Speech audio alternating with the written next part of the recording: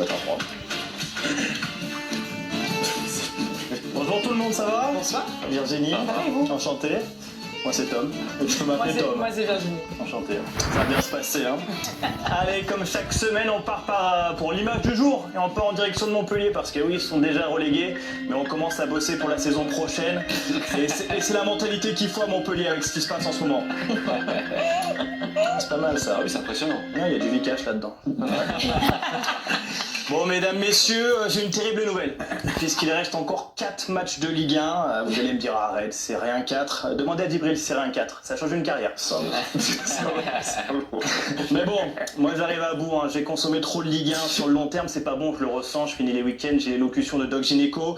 Et puis le problème, c'est que c'est addictif. Moi j'arrive le lundi, je suis à la recherche d'un contrôle de merde, d'une passe ratée. J'ai essayé la Ligue 2, drogue beaucoup trop dure pour moi. Non, je commençais à avoir des hallucinations. J'aurais montré des gens dans le public qui manquaient des dents, on était à Rodez, j'ai dit qu'est-ce qui se passe? Non, du coup je suis allé voir un addictologue, ça m'a permis deux choses. La première, de prendre une photo avec Mathieu Delormeau, ça faisait longtemps que je la voulais. Et puis il m'a conseillé de faire une cure et de rompre mon abonnement. Je lui ai dit, ah, si je romps mon abonnement, ça va se voir dans les chiffres. Donc par solidarité, je décide de continuer à regarder de la Ligue 1 parce qu'en plus il y a des grandes questions. Lesquelles? Eh bien par exemple, est-ce que le PSG peut perdre contre Nice, Strasbourg, Montpellier ou Auxerre? Je sais pas, Auxerre ils peuvent peut-être perdre des points de Gib. Oui. Ouais, avec le péage à l'entrée de la 6 là. Là-bas tu peux perdre des points. Sur le terrain je suis pas sûr quand même. L'autre question, est-ce que l'OM peut garder sa deuxième place? Ils sont partis se mettre au vert, une thérapie qu'avait essayé Renaud le chanteur avant de repasser à la bouteille. En tout cas, Roberto De Zerbi vous laisse donner toutes les chances de finir fort la saison. Ils sont même allés au Vatican. Bon, vu la défense, ils auraient pu essayer lourde, hein, parce que là, ça tient du miracle.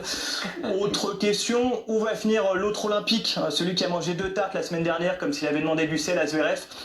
En plus, elle est un peu mauvaise. Vous avez vu les banderoles en plus? Je valide pas. En plus, vous avez vu les banderoles?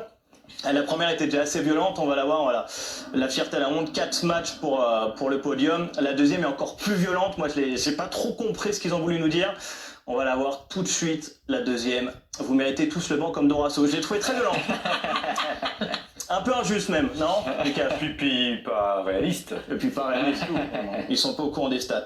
Montpellier. Et puis ma dernière question, c'est qui va descendre avec Montpellier? Hein, Montpellier, c'est mon grand-père. Personne ne voulait descendre avec lui. Bon, c'était pas en Ligue 2, c'était à la cave, mais on s'égare. Il y a évidemment plusieurs candidats. Il y a évidemment Saint-Etienne, Le Havre, Angers. Et ces trois ont quelque chose en commun. Et oui, personne n'y projette ses vacances. Aujourd'hui, Angers, c'est très joli, hein. C'est vrai? Ouais. Oui, bah tant mieux. Il y a la chapelle. Ah, la chapelle d'Angers, qu'on embrasse. Aujourd'hui, Saint-Étienne est 17ème, mais ce sont eux qui ont la meilleure forme puisqu'ils ont une victoire de rang. Pas mal. Ouais, bon, c'est pas la grande forme non plus, on est plus proche du fumeur de roulé qui écoute Fauve que de The Rock, mais ça reste de la forme. En tout cas, beaucoup de questions. Bon, tu nous donnes le programme du week-end? Gros programme en plus sur la chaîne ce week-end, et pour une fois, il n'y aura pas d'ironie. Je vous le dis, déjà dès demain, 13h, il y aura le Molki Challenge qui regroupe les meilleurs joueurs de Molki de la planète. Je crois même qu'Olivier participe, c'est ça? Oui. La tête de liste, on m'a dit. Plus sérieusement, il n'y aura pas de Molki, hein, vous l'aurez compris, même si ça peut arriver. On commence par l'ouverture de la Diamond League en athlée avec Duplantis, beaucoup de suspense, notamment sur le choix de la tenue. La finale de la Coupe de France de basket, Paris contre Le Mans, et cette saison, Le Mans aime bien gâcher les soirées. Un peu comme cette meuf qui joue Action Vérité, qui tire Action, tu dois embrasser Tom, et qui décide d'arrêter de jouer. Tu dois jouer, Pauline, c'est le jeu. Ouais. Donc gros samedi qui se terminera par la finale de la Copa del Rey avec le Classico, Barça vs Real Madrid dès 22h. En plus, il y aura le retour sur le terrain de Kylian Mbappé qui s'est fait siffler au Bernabeu. Et généralement, quand tu es en tribune et que tu te fais siffler, c'est soit que tu viens de dissoudre l'Assemblée nationale 3 fois en 3 semaines, soit tu es vraiment dans le dur, mon grand. Mais le plus scandaleux pour moi, c'est pas Mbappé, hein, c'est plutôt Vinicius qui sort un documentaire. Pourquoi faire, mon grand, hein? Alors oui, t'as déjà une belle carrière, mais commence par faire un TikTok, c'est déjà pas mal.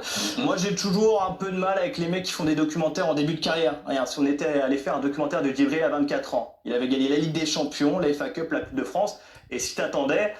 Bon, ça marche pas pour Djibril, mais faut pas le faire à 24 ans, faut attendre les fins de carrière normalement. Et Vinicius aurait dû attendre. Bref, passez un bon classico, un bon week-end, on se voit la semaine prochaine. Merci beaucoup. Dans un instant, on ira voir Giovanni Castaldi au